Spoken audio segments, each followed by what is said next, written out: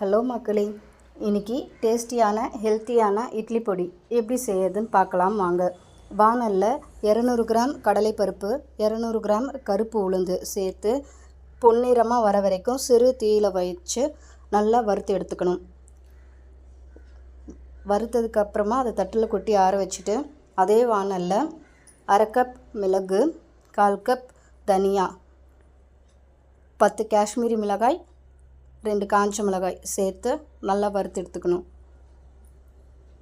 காஷ்மீரி மிளகாய் கலர் கொடுக்கும், காரத்துக்கு நம்ம மிளகு சேர்த்துருக்கோம். இதுவும் வறுத்ததுக்கப்புறமா தட்டில் கொட்டிட்டு 10 பல் பூண்டு போட்டு ட்ரை ரோஸ்ட் பண்ணணும். எண்ணெய் எதுக்குமே விட வேண்டாம். நல்லா இதையும் ரோஸ்ட் பண்ணிவிட்டு அதையும் தட்டில் கொட்டி ஆற வச்சுட்டு இதே மாதிரி மிக்ஸி ஜாரில் சேர்த்து 1 ஸ்பூன் உப்பு,